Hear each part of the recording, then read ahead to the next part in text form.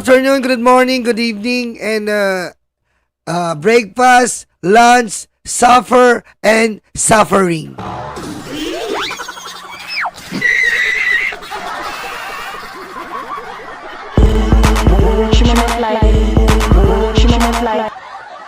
Kung wala pa kayong party list, siyempre,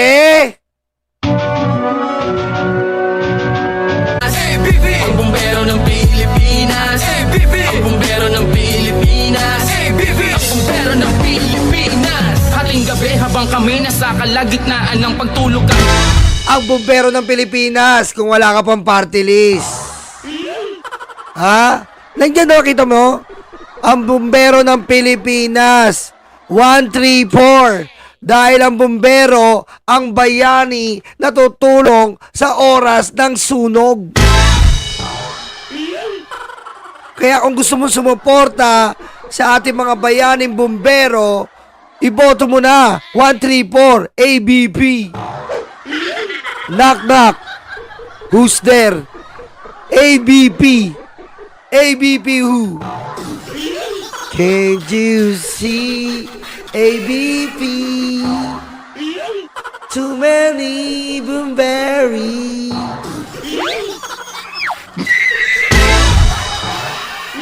Stupid.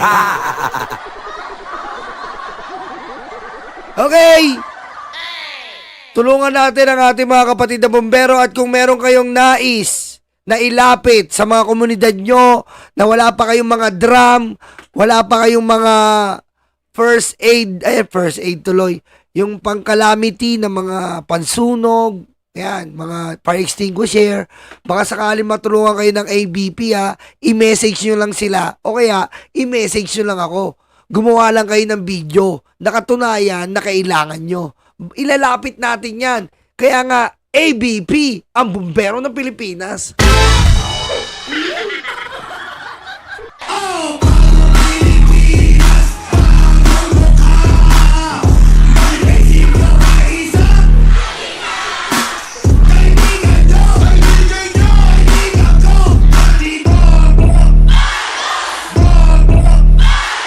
Ayan nga po, nandito na po tayo sa balitang Pangulo. Ang sabi ng Pangulo, iboto po natin ang mga Alyansa Pilipinas. Letter A, Alyansa Pilipinas. Suportahan po natin ang Alyansa ng Pilipinas. Yan po ang sabi ng Pangulo.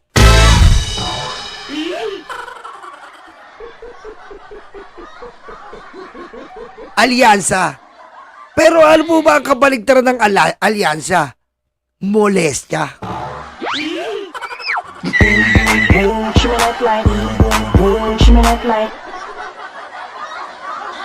Di ba po? Ang kabaligtaran ng alyansa po ay molestya. Kaya po, ibabalik ko lang pa kayo. Itutropa ko lang po kayo bago natin talakayin ang walang kwentang mayor ng Davao.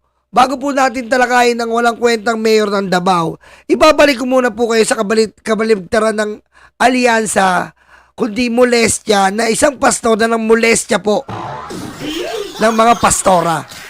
At kailangan nyo pong iwasan. At ang kapal ng mukha nila na sinasabi nilang vote straight. Straight daw po, padapa. Itutropa ko lang po kayo para hindi po kayo maligaw. Ang tanong dito, bakit namin siya kailangang hanapin? Kasi seryoso.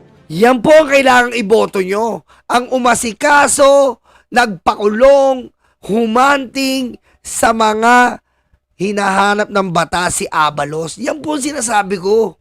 Yan po ang iboto nyo, hindi yung hinuli niya na ng molestya.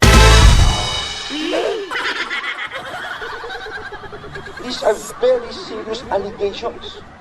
Ang demanda niya. Hayaan kong basahin ko. Dito ang mismo yung testimony ng isang nagreklamo. Ang pangalan niya ay alias Amanda. Ayan po, si alias Amanda na pinisil-pisil, sinampu-shampoo ng violet habang minolestya.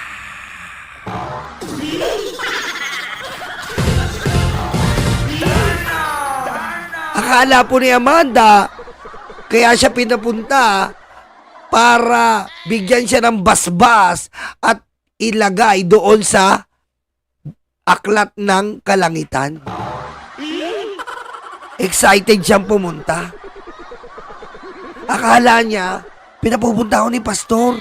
Ilalagay ako sa aklat ng kalangitan.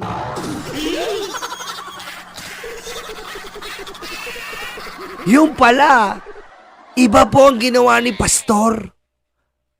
Iba. Pakinggan nyo. Babasahin ko lang po, si alias Amanda ay umarap sa Senado sa kanyang testimony noong Enero 23, 2024. At ito po ang sinabi niya. Siya ay isang inosenteng 17 years old na taong gulang na dalaga, isa sa kanyang mga tagasunod at estudyante sa KOJC na Jose Maria College. Ito po sinabi niya. Pagtugtong ko ng 17 years old, mas naging masela na ang pinapagawa nila. Tanda ko pa, September 1, 2014, kasi kakatapos na ng tribute program ng KGC, tutulog na sana ako. Pero sabi ng isang kasamang pastoral worker, Biro mo, matutulog na po siya. Matutulog na dapat si Amanda. Tutulog na sana ako. Kaso, ano nangyari? magpunta daw ako sa dining area ng Bible School dahil pinapatawag ako ni Jacqueline Roy. Sabi niya, parte daw ng trabaho ng Ministry of the Pastorals na imasahe si Kibuloy. Sabi niya, special privilege daw ito dahil hindi naman daw lahat nahahawakan at nakakalapit sa anak ng Diyos. Kita mo naman yan, ha? Special privilege daw. Espesyal. Kumbaga sa siopaw, ikaw lang yung may red. Mami Irene, Daddy Armin, I love you. Salamat po. Di ba? Hindi daw ang lahat nakakalapit sa anak ng Diyos. Yung nakakulong ngayon, yung anak ng Diyos. Yung na-hospital. Natandaan niyo yun? Yung na-hospital nung nakaraan. Na-hospital. Gara, no? Si Jesus Christ ba nagkasakit? Ha? Hoy, mga kayo, JC, si Jesus Christ ba nagkasakit?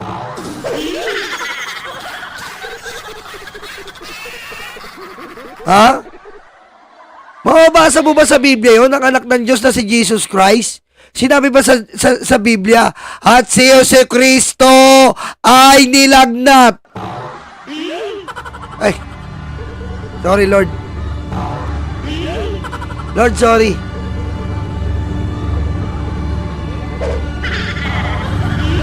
Lord, sorry. Hindi, Lord, inaano ko lang. Inaano ko lang kasi nagpapanggap to na anak mo raw siya eh.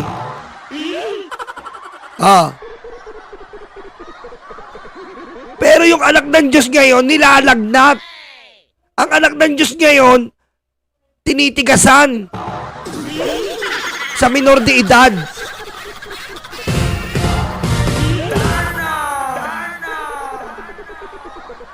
Ang anak ng Diyos ngayon, ang gustong kalangitan lang yung pang nasa babae. Yung po ang gusto ng anak ng Diyos ngayon na sinasabi niyang hayop siya.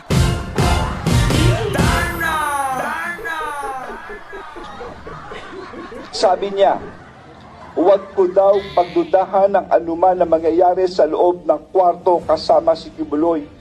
Basta ibigay ko lang daw ang sarili ko. Oh.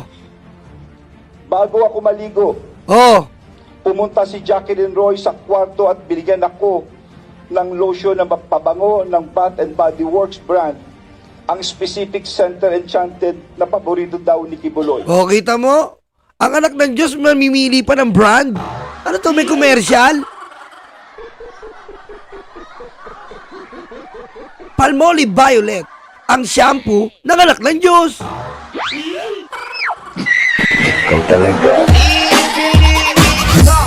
sa anak ng bumbero.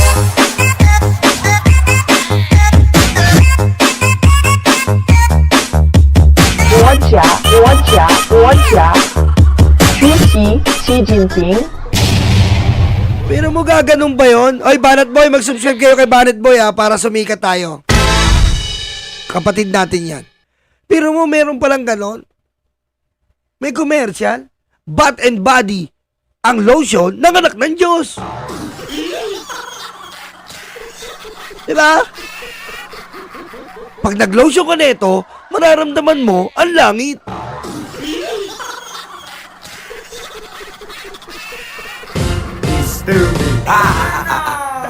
Diba? Palmolive Violet. Pag nag-shampoo ko na ito, malambot. Parang clouds. Sa kalangitan.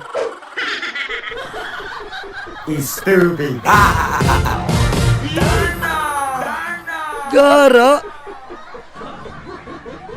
Pagkatapos kong maligo at mag-blow dry, pumunta ako sa kwarto ni Kibuloy sa Bible School building. Pagkatok ko sa pangalawang pinto, pinagbuksan ako ni Jacqueline Roy. Inakay niya ako sa may kama ni Kibuloy. Pagkaalis ni Jacqueline, sinimulan ko na ang pagmamasahe. Gising na si Kibuloy nito. Noong itutuloy ko na dapat ang pamamasahe. Excuse me, sir. Sir, tatapusin ko lang please. Tatapusin ko lang po ito. Malapit na po. Tumayo siya at umupo sa harap ko. Sinimulan niyang tanggalin ang butones ng t-shirt ko hanggang sa tuluyan niya. Sir, I'll just finish this please. Yeah, for a while. Ganyan si Abalos, kaya iboto nyo. Kita mo ha, alatang-alata, inaharang ni Bato. Kita mo ha, ganyan ba iboboto mo si Bato? Oh, kita mo inaharang yung katotohanan? Ayan ba yung ano nyo? Padapa. Tignan mo, tatanga-tanga, paingot. Let me remind you, that this hearing is not questioning the issuance of warrant Yes, of I'll arrest just of, finish this. It has a Pastor direct connection. Kibuloy. Please, Yeah. let me finish. Yeah. But If I may, Your Honor, I think Please, that, please, tatapusin ko lang. You will have that your is time. sub You judice, will have Your your Honor. time. Sub judice, that goes into... Yan ang senador. Pinaninindigan yung tama. Tingnan mo, ang daming demonyo na nagkalat sa Senado. Pinili niya maging tama. Diba? Ano ba masama? Nasa record na ng Senado yon. Statement yon doon sa Kibuloy hearing ni Risa Ontiveros. Nire-remind niya lang. Pero naalarma ang mga demonyo sa kapaligiran. Kasi nasasaktan sila eh. Nasasaktan sila na ang kalangitan ni Amanda ay pinasok ni Kibuloy.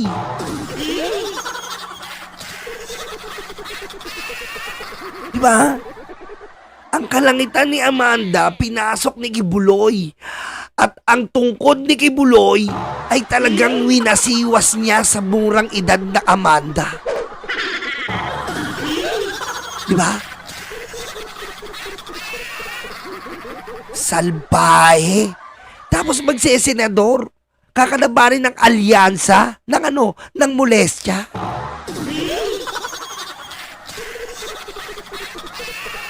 The very merits of the You will case. have your time according to Yes, I know that, This is Your part Honor. of But the that is transcript of the improper, Your Senate. Honor. That is improper. order. This is my speech. You Yeah, cannot tell me what is improper. Yeah, This is my order, right. order. Kulang po ito. Anyway, this is part of the record of the Senate. Oh, this is part of the record of the Senate. Ba't kayo nasasaktan? Napanumpaan yan. Kasi masakit. Kasi yung si Bato na dumidila rin sa betlog ni Kibuloy at si Torrio na dumidila sa betlog ni Kibuloy, nasasaktan. Bias. Di ba? Wala akong iniimbento. Lahat po ito'y galing din dito to. Noong itutuloy na kung na dapat ang pagmamasahe, tumayo siya at umupo sa harap ko. Oh, Sinimulan niyang tanggalin ang butones ng t-shirt ko hanggang nagtuluyan niyang tinanggal ang buong t-shirt ko. oh, kita mo naman, oh, yan ang anak ng Diyos. mananahe. Di ba?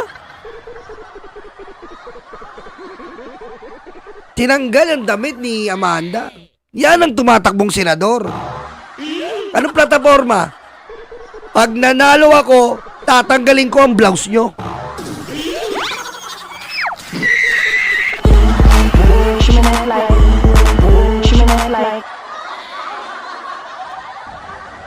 Noong nakahiga na ako, pumaibabaw sa akin si Kibuloy. Gusto kong sumigaw ng tulong at tanungin kung ano ang ginagawa niya. Pero naalala ko na bawal akong mag-question. Naku po, di ba? Oh, pag nanalo ako, pang-iibabawang ko kayo. Napakagandang plataforma, di ba? Kumbaga pag nanalo siya, mangingibabaw siya. Saan? Sa lahat ng kababaihan. Paano mo nasabi sa lahat ng kababaihan na nag-iedad ng 12 years old hanggang 17 anyos? Yun ang pangingibabawan ni Kibuloy.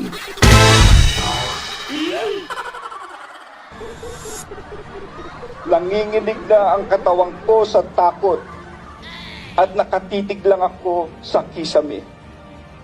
Pinipigilan ko na ang mga luha ko dahil sobra akong nagulat at walang magawa. Pagkatapos ay tuluyan na akong pinagsamantalahan ni Apollo Kibuloy. Ooh! Noong siya ay natapos na, pumunta ako sa CR. Tulala pa rin ako. Nakatitig lang sa kisame. At dito nagsimula akong umiyak. Point of order, Your Honor. Nais ko lang bigyang diin na minor pa ako noong nangyari ang mga ito. Oh! Dinuro ng dinuro si Turion, naging turon. Yung di abalas kahit anong harang na huwag siyang magsalita, diretso siya. Minolestya si Amanda. Diba? Kaya nga masasabi natin dito, kung boboto ka kay Kibuloy, ay mas abnormal ka pa sa abnormal.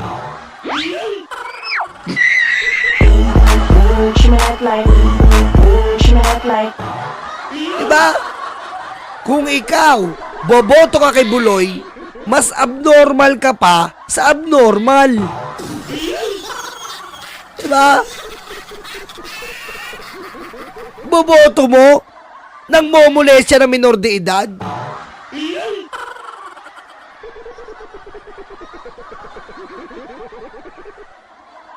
Pero mo, pinamasahe tapos biglang may tumayo. Yung testigo. Pagtayo ng testigo, minolestya na.